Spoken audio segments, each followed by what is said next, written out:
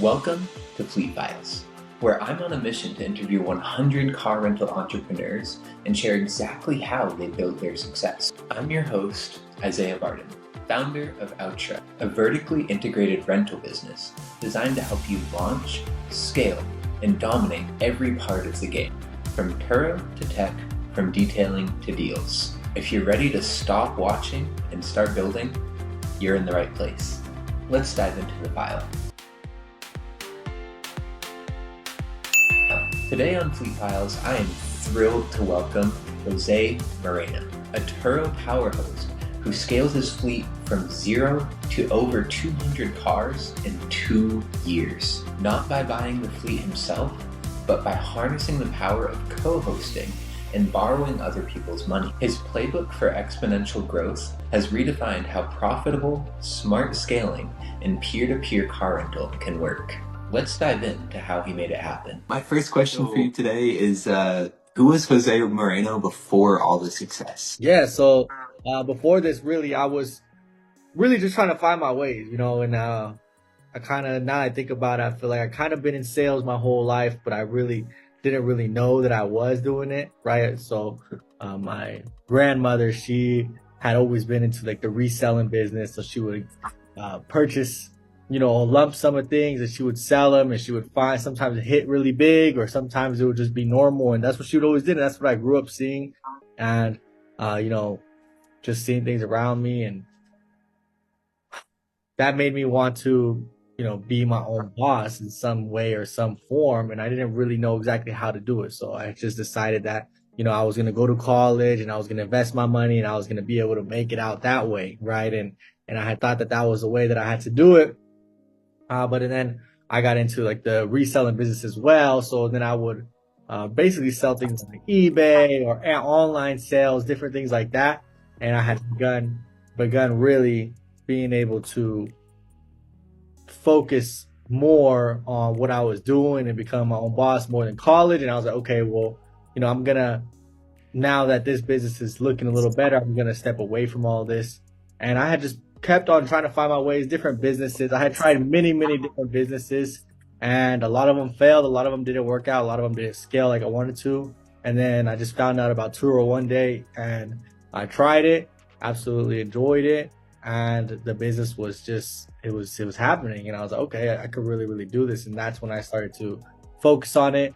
And then to take it to that next level, I decided that I needed to drop everything else just to focus on this one thing. And that's what I did. That's an amazing story. So you kind of went the path that everyone does, get a good education, go to a good school to try to get a good job. And you were just like, I don't think this is for me. I'm going to do me. I'm going to focus on this one thing.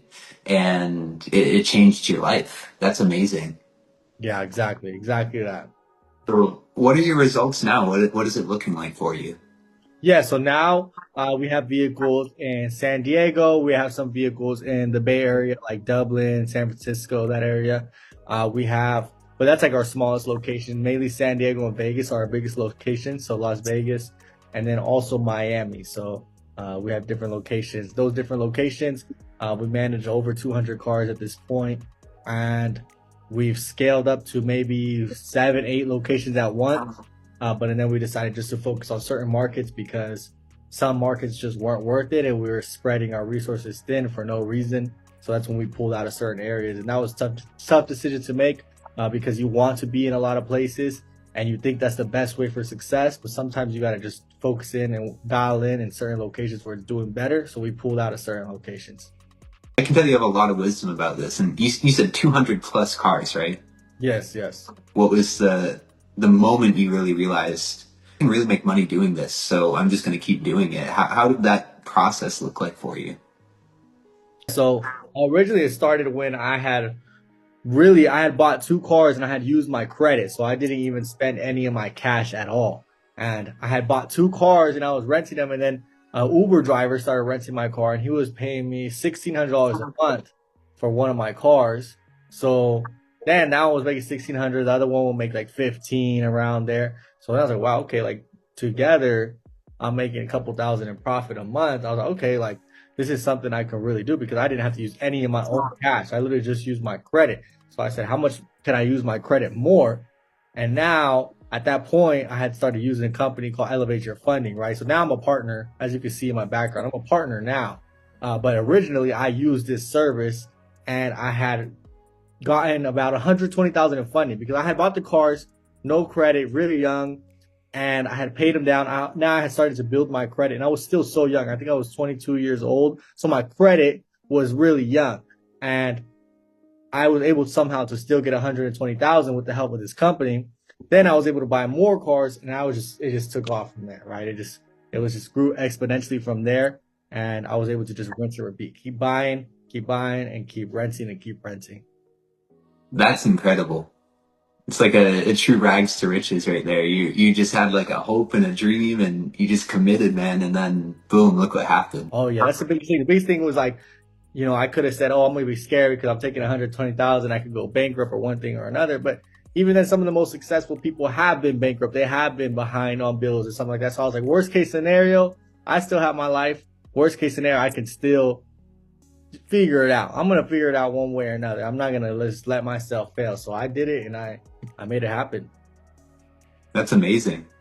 So I guess early on for you, what was one big mistake that you made that really kind of set you back? Yeah, so I would say one of the biggest mistakes that I made was just being too accessible for a lot of individuals, just renting our cars out really fast, not having enough requirements just because we wanted the money fast and right away. So sometimes someone would not meet all of the criteria and we're just like, okay, like let's just do it just because we want the money up front. And initially seems like a good idea because you're collecting a bunch of payments. But then it seems like a bad idea when a bunch of your cars are getting crashed and they don't have the proper insurance to cover it. And at some scale, right? At some scale, there are some individuals that they are able to do this business and they're what we call kind of like self-insured. They have commercial insurance, but they don't really use it because you don't want to use your own policy. So you want to do either the renter's insurance or you want to just fix it out of pocket. But at some scale, it makes sense, right? But I wasn't at that level yet. And I also wasn't vetting people enough. Like I knew like, okay, maybe we shouldn't rent the car to this person, but we just did it anyways because we're like, okay, we have the money right here. We just did it. And I think that was one of the biggest mistakes because then multiple cars were getting crashed at once and it was just a headache because you're going to have accidents anyways. But if you can avoid them, then it's better to avoid them. So then we started vetting our renters more, just going based off our gut a lot more too. If we're like, no, we shouldn't do it, then we just sit the car down and don't take the money up front because it's going to save us more in the back end. I think that's going to be a game changer for a lot of new Turo hosts that come onto this platform. Not just being like, let's go, like actually having that system in place to make sure that whoever is renting from you is actually qualified and is probably not going to go crash your car. That's very wise. I never would have even thought to bring that up. What is one thing that new hosts think matters a ton that really doesn't matter at all? So I think some of the things that hosts can think it matters a ton. I would say that you don't always have to have the newest and flashiest cars always. That's a huge thing. I see a lot of people that go and they lease or finance 2025s. Yes, they have really, really good incentives on those cars, but with the auto loan, with the interest, with the dealership fees, registration fees, everything, your loan is this big when the value of the car is very small. So I don't recommend going and getting the newest thing. What I recommend doing is getting business line of credit, or if you have to do personal, I started with my personal. That 120,000, a lot of it was in my personal name too. Just because sometimes it just depends. Like you're not in a position to get business funding, so you can't think, oh, I'm just gonna shoot right into it. Sometimes you have to start somewhere and start with what you have. So I have been able to use that line of credit, right? Either a business line of credit or some sort of line of credit and purchase vehicles and purchase the vehicles with that, right? Because now if you have cash from this line of credit, you have $8,000 cash. Now you can go to a cash buyer and say, hey, look, I got $6,000 cash that I want to buy your car now. Now you buy a car for $6,000. Yes, you still have a registration fees, but they're really, really low compared to when you're going to the dealership. And now you just got a car for $6,000. It could pay itself off in 6 months or less, rather than going and buying a car that's going to take you 5-6 years to pay off. That's going to take you a lot longer. So I think it's really important for hosts to not get super excited thinking that their guests are only going to want the newer thing, because a lot of our cars are 2014, 2015, 16, 2013. I even have some 2010s that are making me $1,400 a month. So those cars, they pay themselves out in 3 months, and now they're just printing money for me instead of going to a dealership and being locked in. Because now, if you have a new car gets crashed or needs a maintenance issue and the parts on back order, that's 3 months of the car note that you're paying. When if I have a cash car, it goes down for 3 months, 4 months. I don't have to worry about an overhead. It's just, oh yeah, I should get it fixed because I have to get it back on the road to print money. But it's not a stress of like, okay, I have a bunch of bills and overhead. So if you could minimize your overhead on that, because accidents do happen and there are delays always. So if you can minimize your overhead, it's always better. So I recommend getting a line of credit, buying cars cash. You're able to negotiate more and you're able to save on certain parts of that purchase rather than going and buying the newest and latest. And even if you have a bunch of cash and you're cash heavy and you can buy 2025s with your cash, you're still, in 2 years, that car is going to depreciate so fast. So I would say just don't worry so much about the year. Just make sure that's a good car. We have some cars. We have a long list of cars. I mean, I couldn't even go into all of it. But honestly, I like Honda Civics, Toyota Camrys, Toyota Corollas, Ford Fusion 2.5 liters. Those cars are all good cars that I would and still do purchase, and we rent them out. And they're older and they make their money back in 3 months, and we just continue to go. So don't worry so much about the newest and latest, greatest cars, because yes, there is a clientele for that, but they're not going to pay enough to really pay down the loan. You want to stick with the older cars and rent them for an affordable price, because no matter how the economy is or anything, people are still going to need a car and they're still going to be able to afford that. That's amazing right there. Yeah, because the demand's not going anywhere, right? So it makes sense to just focus on ROI of whatever you're purchasing. Standard investing rule, buy low, sell high. It kind of makes the same sense with these cars. Perfect. I agree right there. Yep. That's good. I feel like a lot of people, they're going to go on the app too if they're just starting out, right? They're going to see all these new cars. In your experience, those older ones probably perform just as well, if not better, right? Because it's more affordable for you and your customer. Oh yeah, of course. And then you could get into the space of renting it directly with clientele as well, instead of just relying on the Turo app, and you could make way more money with an older car. That's amazing. So that's something down the line, right? Kind of start to privatize after you're set with Turo. I mean, it just depends. I know individuals that they got into the business and they never even used Turo. They just went strictly into directly with clientele. So, you can, as long as you get experience one way or another, you can make it happen either way. Because Turo experience doesn't always transfer over to the private side of things. Some do, some don't. So you got to learn it each way. You might as well learn where you're going to be more profitable in. Absolutely. Okay. So for you, have you seen more profit on Turo or private, or do you do both? So yeah, we do both, but we definitely see more profit on the directly with our clientele, direct rentals with our clientele. And my students, we have students that we teach how to do the business. We always tell them just do private, because you're gonna make more money and it's the same amount of work anyway, so you might as well make more money. That's smart. So I guess in that case, if somebody wanted to learn how to do that from you, where should they look? Yeah, so we do have a school platform, so you can literally just go school.com/Turo. Literally, we're the only group that has Turo as we were able to secure that. We were able to secure that domain fast enough. So school.com/Turo. That's our school group. I have an admin. His name's Gio. So you can message him and he'll get you in touch with our team and we can get you set up for consulting. You kind of already went over it, but maybe we can get into more specifics. So what exactly do you look for when you're buying a car for your fleet? Yeah, so when you're buying a car for your fleet, you want to look for cars that are like one owner or maybe two at the most. Really, you just want to make sure the car is in good condition. So you can bring a mechanic with you, or you can test drive it if you know enough, but you have to start learning what to look for, what not to look for. And really, you got to just do your research on the car. So you got to find the car that's going to last you at least 6 months, right? Because if you're paying $3,000 for the car, you last 6-12 months. I mean, if the car is only lasting you 6 months, you should pay really, really low price, right? I would say I want my cars to last me a year to 3 years, somewhere in between that. Usually 2 to 3 years, ideally. But if I see a car that's really, really low price, like for example, I bought a car for $1,600, and I think it'll last me anywhere from 8 to 12 months, but it might last me longer because I've seen some of those cars last 2-3 years more than what I'm expecting it to last at this moment. But if it lasts me a year and I make $12,000 a year or $1,000 a month off that car on the low end, then I'm still gonna make my money back in 2 months, right? I invested maybe $700 into it, so I'm about 220 something hundred in.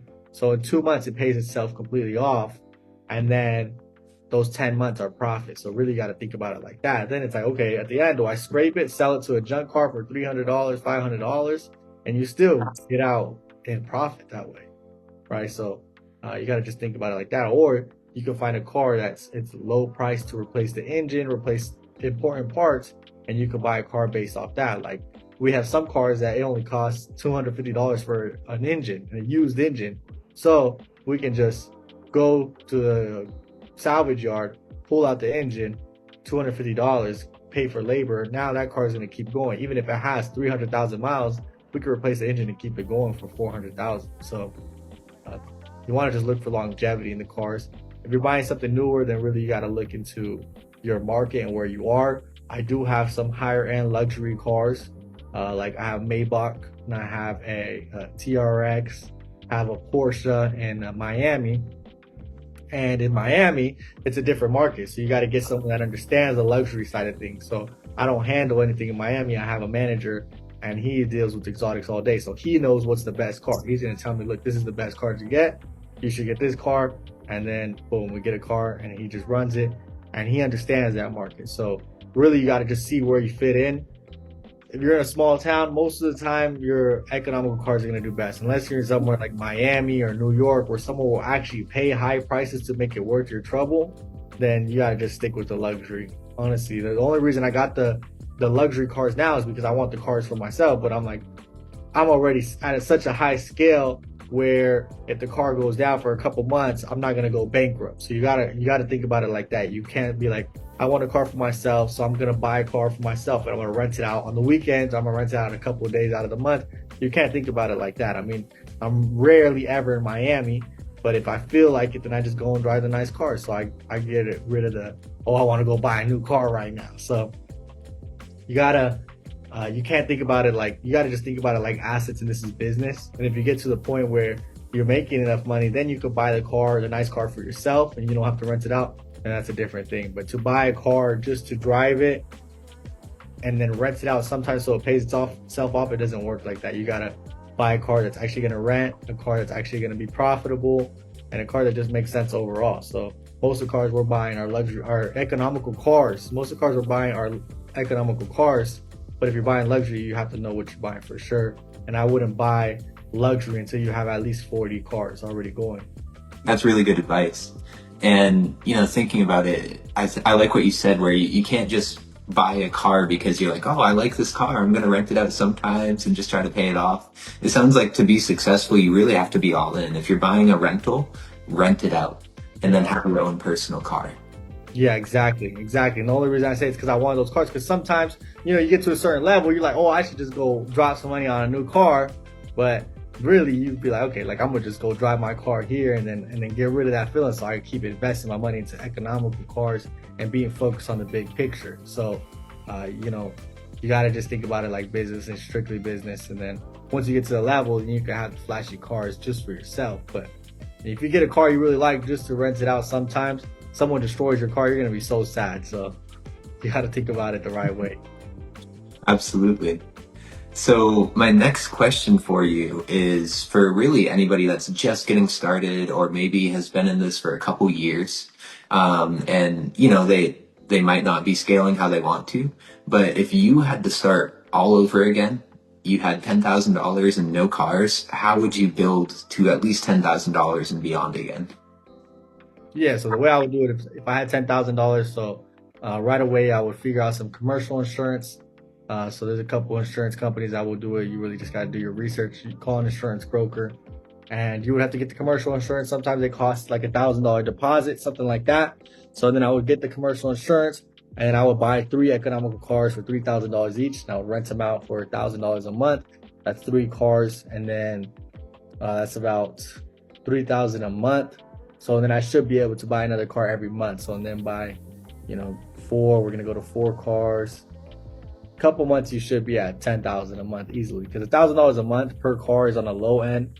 Kind of just do $1,000 a month if you are having a car sitting and you want to do a flash sale on them. But generally, we do anywhere from $1,400 to $1,600, even for our economical cars, because people need these cars, and on our end, we have to pay for maintenance, we have to pay for a lot of things. So you got to take all that to account and make sure you're still making a profit, because it's a business that we're running. So if I was doing it over again, I would just get the commercial insurance, buy as many cash cars as I can, rent them out to Uber drivers, and then just keep reinvesting, and you'll quickly scale up. I think one of the biggest things is if I had $10,000 and my credit wasn't in the right position, I would get my credit in the right position and get a business line of credit. So now instead of $10,000, you have $100,000 or $50,000, and it's a lot easier to scale. That's why you say you need money to make money, because it's a lot easier to make big moves when you have big money. That's just the way it is. So definitely, I would say if you're not scaling the way you want to, then you just have to use funding, and you have to really just take that risk. And if you don't want to take the risk, then you just have to be okay with being at the size you are, because in order to scale really fast, then you got to leverage knowledge. You got to buy into education. So I would definitely also use that to invest into a mentor or some sort of education, so I can know what I'm doing, and then just keep scaling from there. Get funding, get a mentor, and get cash cars, and just keep going. And the funding, the thing is, I've seen companies and they're a year or 2 years old, but they only have anywhere from 2 to 8 cars still. And it's like, you should be adding a car every single week, right? In 2 years, that's 104 cars at least that you should be at. You should be trying to car shop every single week. So in order to do that, you may need to do funding. So you just can't be scared. And if you are scared, you got to be okay with just having a couple cars, because you can't be scared in business. You got to just do it. The way you lay it out, you can tell you really know this, because you explained that to me in a way that if I was like a 3rd grader, I would be ready to go. You just step by step, so simple, and it's amazing. And that's why I have you on today. I've watched a couple of your other videos. I've been on your Instagram. But it's just amazing, just the impact that you can have with stuff like this. So thank you for that. Yeah, of course. That's why I say get a mentor, because I invested in a mentorship. I didn't have $5,000 when I started, but my mentor was charging me $5,000, and I never met him. I never met him online or anything. He could have completely scammed me. And I was praying. I was like, let this not be a scam. But if it is a scam, God doesn't make mistakes. So it's part of the plan, So if you're like, look, I got a mentor and I did my research, he seems like a good thing, and you invest into him and he or she teaches you how to do the right business and scale, then you win. But if you take that money, you invest it, and they end up scamming you or one thing or another, don't be negative and be like, look, I'm never going to invest into online education again, because now you're losing multiple times. You lose when they burned you the first time, and now they burned your education for the rest of your life, because you're like, I'm not doing it. Because I've invested 6 figures into mentorships, and I feel like I didn't get 6 figures worth of value, but I'm okay with continuing to learn and learn and learn, because even one piece of information, you can turn that into 6, 7 figures. So even though I may have failed, maybe I didn't get my full value, as long as you can learn one piece of information from that mentor, you can make it worth your money. So don't be afraid to invest into mentorship, because for me, like I'm explaining here on this call right now, it's simple for me at this point in time, because I'm looking at it from above. Okay, what works and what's not working in our business? What's working is getting cash cars, getting funding, reinvesting it, paying back the funding, and buying more cars, and buying a car a week, or at least a car every 2 weeks. That's optimal. So if you can do that, you're going to be way ahead. Now you're taking my knowledge from, I've been in the business since 2021. So at 4 years, almost 5 years, now you're taking all my knowledge, and I'm just teaching you here real quick in 30 seconds. So, and I do this very frequently because I'm teaching all the time. I have a lot of students. My business partner and I, we have a lot of students together. So we do this all the time, and we see what works and what doesn't work. And you really just got to do what works. You don't have to reinvent the wheel or think, oh, I have to do my own twist on it. No, just stick to the script. You just got to stick to the script. You could do your own flashy thing later, but right now you got to just stick to the script, not try to reinvent the wheel. It's just like all the fast food places. They copy each other and they know what they're doing, and they just scale and they make money. So you don't have to reinvent the wheel. Just do what works, and don't be afraid to invest into education. That's amazing advice, because I feel like most people, once they're out of high school, they're like, not learning, not doing that anymore. But if you really want to be an entrepreneur, that's a lifelong journey right there. You have to be learning constantly, because I heard this quote somewhere, is success happens at the rate of change. So mentorship will definitely accelerate that, and always be willing to pay into it. And the biggest thing is, even if you're not an entrepreneur, right? So you're saying entrepreneur, but the biggest thing, even for individuals who may be watching this and they have a job, or they're a contractor or something, you also have to invest into education, because if you don't, then you'll become irrelevant, right? Because there's new things coming out, right? Like, if you think about it, if you're working somewhere, you're like, oh, I don't want to be laid off, then you have to learn new skills that are going to be relevant to the company. If not, they're going to lay you off eventually, because you're doing the same thing that's easily been replaced by AI or one thing or another. But if you're like, look, I learned how to do AI, I know how to do this now, and I could benefit the company and help the company grow this way. Now, even for a job, your investment was really well, because now you secured your job potentially. Because anything is risky, right? Whether you're an entrepreneur or you have a job, everything is risky. So the best way to do it is to keep evolving, keep learning, so that if you get to the position where you have to change your route, then you know what to do and you have a high paying skill. And if you don't, then you'll get promoted or one thing or another. So you always want to be evolving, always want to be learning. At my level, I still learn from other individuals. Recently we had thrown a mastermind. So we did a mastermind, and we also had like a mixer. It was a lot of fun. We did a mansion here in Las Vegas, and we invited students to come out. So we did a mixer. It was super fun. We did a learning day. So I had 3 guest speakers, my business partner and I, and then we had 3 guest speakers. They all had over 5 million net worth, and they were teaching our students different things about how they done. One of them, he has like over 11 million net worth, and he also has a job as a teacher. So he's teaching how to have a job and be successful at the same time. So, the biggest thing is we had that, but I also went to a mastermind myself afterwards. I still went and learned. So I went from teaching to learning. So you always got to be willing to learn. And I learned something incredible that's going to be life-changing for our business here in the future. So all it takes is one piece of information. That one piece of information, I stood there maybe 2 hours in that mastermind where I was learning, and I took home one piece of information, and that one piece of information is going to explode our business, and it's going to be amazing. And it's just because I wasn't afraid to keep investing. That's incredible. Just how to be good at life 101, right? Oh yeah, always learn. Just keep learning, keep investing in yourself, and keep going. That's amazing. So I guess we'll wrap it up with a final question, and if we've got time for more after that, we'll see. But for you, what have been the biggest partnerships, maybe at an early stage, mid stage, and where you are now, that really helped you get ahead?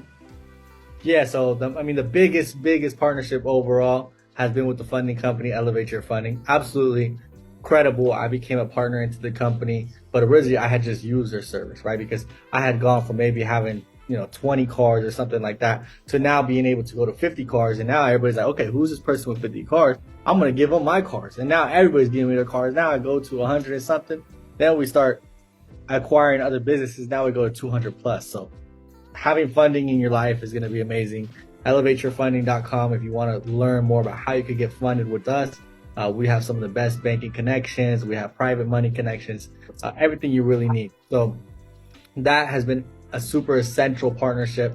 But as far as on a smaller scale that may not seem as important, but they're very, very important. I've had partnerships like audio shops, right? So I used to work with an audio shop, and so now we have a lot of mobile mechanic guys, just so that we make things easier and logistics easier with the amount of cars that we have.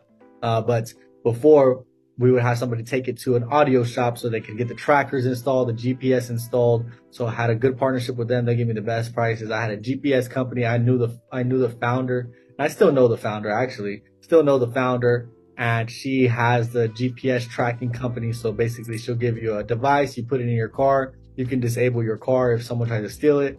and you could track it no matter where it's going.